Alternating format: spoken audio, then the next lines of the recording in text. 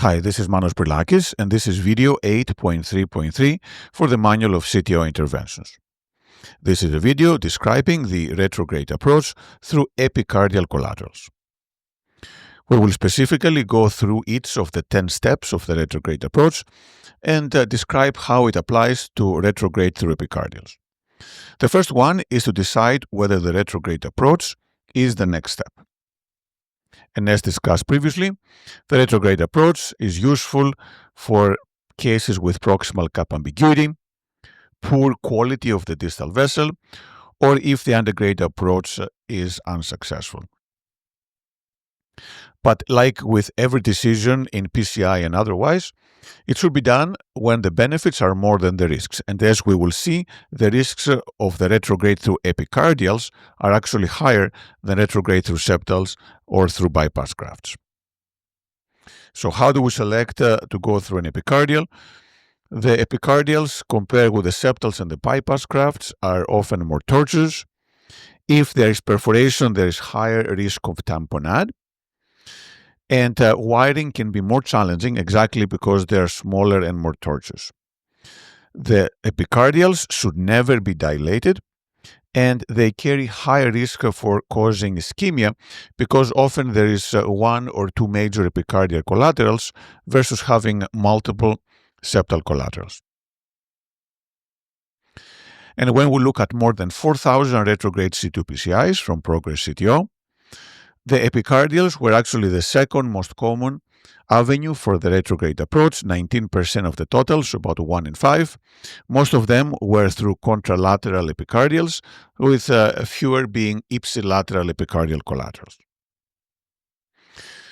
The problem with epicardials is the risk. So the risk of complications, especially perforation, is higher with epicardials compared with septals, and SVGs are in the middle. So again, every time that one considers using the epicardial approach, one should take into account that the risk is higher compared with using vein graft and septal collaterals. Now, sometimes the epicardial collaterals may be challenging to visualize. This is an example of an flush ostial LAD CTO, but we don't see any feeling of the LAD. However, when we do another injection of the RCA that is less engaged catheter, we now start seeing the epicardial collateral coming and supplying the LAD. This is called the Vuesens collateral from the proximal RCA into the LAD. And this is seen a little more clearly in the dual injection. Now we can understand better where is the LAD filling through the Vuesens collateral from the proximal right coronary artery. When it comes to assessing the epicardial collaterals, the same factors apply as with every collateral. We look at the proximal vessel prior to the beginning of the collateral, the entry angle, the size, tortuosity, bifurcations, and number of epicardial collaterals, the exit angle, as well as the exit location. How can we visualize epicardials? So it depends. The collaterals, the epicardials on the lateral wall are best seen in some cranial shots, and then the epicardials going between the circumflex and the right coronary artery are seen better in the RAO and the apicaudal. And these are some examples of epicardial collateral connections. When it comes to RCA CTOs, they can come from the circumflex. There can be some bridging collaterals from the proximal to mid-right coronary artery. There can be some collaterals from the apical LAD to the PDA. There can be some from the LAD going through marginal branches. And then also there can be some right atrial branches that then supply all the way to the distal right coronary artery. When it comes to the LAD CTO, we can have marginal branches from the right that are going to the LAD. We can have some of the obtuse marginal branches that supply a diagonal. So there's different routes that can supply epicardial collaterals to the LAD. And then when it comes to the circumflex, this is actually where the epicardials are more common because there is no septum to connect the circumflex with the other vessels. So those can be mainly from a diagonal to the obtuse marginal branch. They can be from a posterolateral vessel to the circumflex. There can be some ipsilateral bridging collaterals. There can be some collaterals from the obtuse marginal to the obtuse marginal. You can have some coming from the right PDA, as well as some coming from the right atrial branches to the distal circumflex. So again, epicardials can be more common for the circumflex because of the lack of the septum. When it comes to characteristics, what we want the epicardials to be is we want to have a vessel proximal to the takeoff that does not have significant disease, a favorable entry angle. The larger, the better. The less tortuous, the better. The lack of bifurcations is better. Having many epicardial collaterals is preferable to having one to minimize the risk of ischemia. Having a favorable exit angle can be important, otherwise it may be hard to make that bend. And finally, we want the collateral to exit at a longer distance, ideally more than 10 millimeters from the distal cup, to allow enough space for the microcatheter to come and have support for the wire to penetrate retrograde. Here are some cases illustrating some of the challenges with epicardial collaterals. This is an epicardial collateral that is coming from the circumflex and is going to the right posterolateral. We can see a selective injection, and here the challenge is that the angle, the exit angle, is challenging because the wire will want to go towards the distal posterolateral. And sure enough, this is a SUO 03 wire, which we will discuss later is the preferable wire for most epicardials. And this is now going distally in the posterolateral instead of going proximally. We tried again, we have a selective injection showing the angulation. We tried to do a lumen microcatheter, but unfortunately, we were unable to negotiate this very tight bend at the exit point of this epicardial collateral.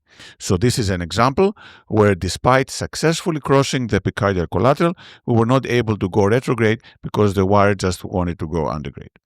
Moving to the next step, which is to reach the collateral.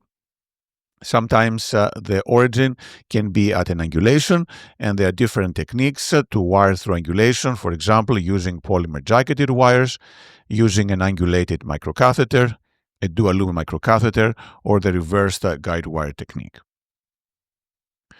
The next step, which is probably the most critical, is to cross the collateral with a guidewire. How do we do that?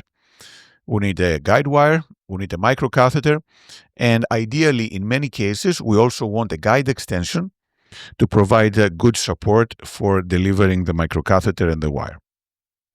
Which microcatheter to use? The most commonly used one is the caravel. So it's a soft, low-profile microcatheter that is able to navigate a small and tortuous vessel, less traumatic. However, several other microcatheters can be used, such as the smaller ones like the Corsair XS and the Turnpike LP, but also the larger ones like the Corsair and the regular Turnpike. When it comes to the guide wires for epicardial crossing, the number one wire used is the SUO 03. This is a very soft 0.3 gram wire that is very atraumatic, less likely to cause perforation, and is the preferred wire for crossing most epicardial collaterals. However, other wires can be used, such as the Sion, the Samurai RC, and polymer soft wires, such as the Sion Black most commonly, but also the Fielder XTR. When it comes to the technique for crossing, the epicardials are not the ones that would do surfing. The epicardials we want to cross using guidance with contrast injection because we do not want the guide wire to go into some small branches and potentially cause perforation. This is an example of doing an injection of the collateral. We want to make sure that we don't have any air into the system, and then we pull negative until we have good blood flow coming back, and this can sometimes take several seconds. We tap the syringe to get all the air excluded, and then we do cine and we inject the contrast. After we do the injection, what we want to do is to remove it and inject saline to make sure that we do not have stickiness within the microcatheter. So inject, and then we flush it with saline, and then get the wire in. One factor to consider when wiring epicardials is the effect of the cardiac cycle. So sometimes the wire will not advance during systole, where things are more compressed, and then they are more likely to advance during diastole. Here are some case examples of crossing epicardial collaterals. So here we have a right coronary artery CTO. The posterolateral is filling through this large epicardial collateral that is coming through the obtuse marginal that is filling also with a bypass graft. So a lot of tortuosity, but good size. We were able to advance a microcatheter. We often do selective tip injections inside the collateral, and we can see the course of the vessel. And then we do advance a guide wire. Again, the SUO3 is the most common. We can see here that the wire goes fairly easily down the collateral and then comes into the right posterolateral. Sometimes there's some delay in the advancement of the wire at the site of tortuosity or bends, but then patience and slight rotation is the key to allow successful crossing. Every time that we think the wire has gone into the distal true lumen, it is important to inject from a donor vessel to make sure that the wire is indeed where we think it is. And then the wire here is redirected. Here's another case. This patient has an LAD CTO and has this tortuous epicardial collateral from the distal PDA coming into the LAD. So this is, again, a caravel and a SUO3. And we can see that the SUO3 takes some time to go through the tortuosity. Once the SUO3 is into the LAD, then it's much easier to advance. And we often see this, that it takes a while to get through bends, and then the wire advances quite fast. And this is a tip injection after we cross, and then after recanalization. This is another case. This is a patient with a FLAS, aorto-ostial CTO of the right coronary artery. There is this epicardial collateral that is small and has some tortuosity. And this is a SUO3 guide wire. Sometimes it's hard to enter into the collateral. We can see here that we're doing multiple attempts, but the wire seems to go through another road. This is an injection. Again, we're moving the wire, trying to redirect it towards the origin of the collateral. And then eventually the wire finds its way inside the collateral. And then after we confirm, now we can advance, and it's moving along the course of the vessel. This is another case. This is a patient who has a diagonal CTO that is filling through an epicardial collateral from the more distal diagonal. This is a selective injection. We see that there is a bend, but overall not too bad, and this is a large diagonal branch. So once again, the SUO3 guide wire, we advance it mainly by turning and less by pushing. We want to give the time to the wire to identify the course. Once again, it takes a while to go through the bends, but then once it finds the straight segment, it advances quite fast through the collateral, and then we can deliver the caravel, stiffer wire to penetrate and be successful. So what to do if we fail to cross the epicardial collateral? And this happens quite frequently. The options are to use a different wire. So for example, if the SUO3 does not work, maybe a Sion black will do. The caveat is that the Sion black is more likely to cause a perforation or dissection. We can also use a different bend on the wire. We typically use 1 to 2 millimeters bend, and then of course give contrast to make sure we understand the course of the collateral. If all fails, then we use a different collateral or the undergrade approach. And we know that about 1 in 5 of retrograde cases succeed through undergrade crossing. So trying retrograde doesn't mean that we keep on going forever, like everything else we do in CTO PCI. If things don't work when we try one attempt, it may be best to just stop and try something different. This is another case that a patient with a CTO of the right, that CTO is filling through epicardial collateral from the LAD. And spending enough time to review the angiogram and the course of the collateral is important. We see here that the epicardial collateral goes down, has this 360 loop, and then comes down. Understanding this anatomy is critical when we're trying to cross it. This is the SUO3 guide wire. Once again, soft wire, less traumatic. And it keeps on going on a different course. Now it finds this 360 loop, but it's going in a different location. So we're pulling back and slowly rotate. And then eventually it finds its way through the loop and then advances down, goes to a branch, goes into another branch, and then we redirect it. And now it seems to be going along the course of the PDA. So patience is critical for this to make sure we have the right location. And this is another case. We do have a CTO of the right posterolateral. We have this epicardial tortuous collaterals. Caravel microcatheter, Samurai RC is another wire that we use. And once again, there is a bend. It takes a little while to be able to cross this bend with the wire, but once that happens, then there's much more rapid progression of the wire towards the distal cap. Tip injection will confirm we're in the true lumen. But one of the challenges with the caravel is that it provides poor support. It's a fairly thin microcatheter. So one way to improve the support is to use a more supportive microcatheter. In this case, we were able to deliver a Sasuke through the epicardial collateral, and now we had much more support. We then punctured. All right, after we cross the collateral with a guide wire, we want to confirm that indeed we're in the distal true lumen. And this is done by injecting donor vessel, as we showed in the prior case. Then we cross the CTO. And one of the challenges with epicardial collaterals is sometimes we may run out of length of microcatheter. This is an example of a patient who has a CTO of a diagonal branch. We're trying to go retrograde. Tip injection. We see there's a small tortuous epicardial collateral. The SUO3 is being advanced, but it seems to be going off axis. There's a bend that we're missing. So we move the wire back and then try to navigate to go through that tight bend. Once again, important to understand the course of the vessel.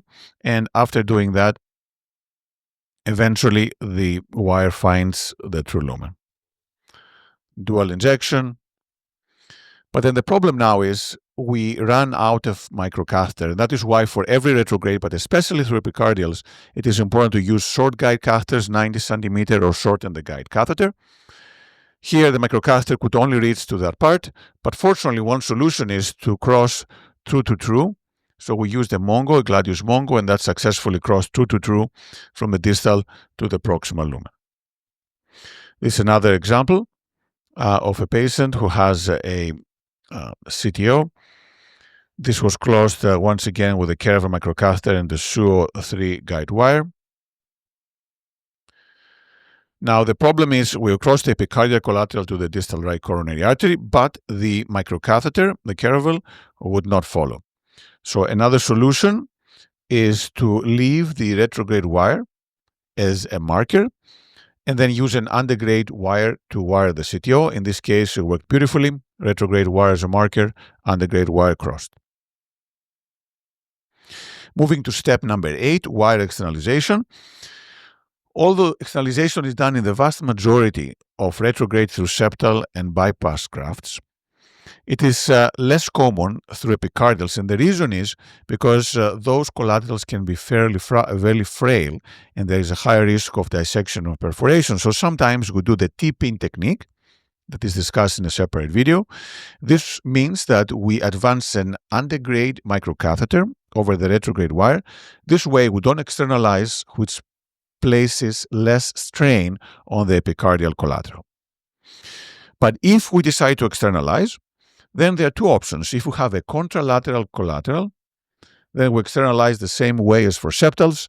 The wire goes from the donor vessel guide into the guide of the CTO vessel. But if we have an ipsilateral collateral, there are two options. One is to just externalize through the same single guide, especially if it's an 8 French, or to use a second guide in a ping-pong fashion to externalize the guide wire. This is an example of a patient who has a CTO of the mid-LAD. it was filling through an epicardial collateral from a diagonal branch, which was crossed through a Sion and a Caravel guide wire. Now we have distal to lumen position, reverse cart, and we elected to externalize through the same guide catheter. So what we're doing here is we're advancing the externalization wire through the Caravel, and then it exits through the same guide catheter. This is how it looks. And this is not an ideal setup because then there's a lot of equipment inside the guide catheter. So in this case, we use the system to predilate, but then we switched for an undergrade wire to be able to place stents, because obviously you cannot place stents over the guide wire here that is looping over, otherwise we'll jail the retrograde wire, which is a no-no. So we will use the dual lumen to rewire distally and then remove the retrograde wire. And then the final step is to remove the externalized guide wire, which is done in the standard way. We also want to make sure we inject to ensure that we don't have any dissection or perforation. Few words about the complications of crossing through epicardial collaterals. One of them is injury of the donor vessel. That can be a major problem in any retrograde. And that is why we want to have a safety wire in the donor vessel in all circumstances that facilitates treatment if we, for example, dissect the donor vessel. Ischemia is another real risk with epicardial collaterals, especially when there is a single large epicardial collateral. That is why we want to monitor the EKG very carefully and the hemodynamics.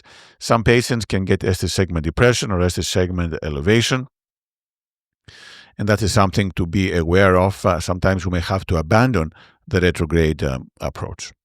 Also, if there are any proximal lesions to the takeoff of the epicardial collateral, those should be treated first to minimize the risk of ischemia of the donor vessel. But the most feared complication of any CTO, especially retrograde through epicardials, is the perforation. And the problem with the epicardial collaterals is that sometimes we may have to occlude from both sides of the perforation, which is a problem if we have not crossed the CTO, because then we do not have access to the distal portion of the collateral. But if we do, we either put thrombin or we can place coils to occlude from both sides of the collaterals. This is a case of a CTO of the right coronary artery. The posterolateral is filling through this complex epicardial collateral coming from the circumflex.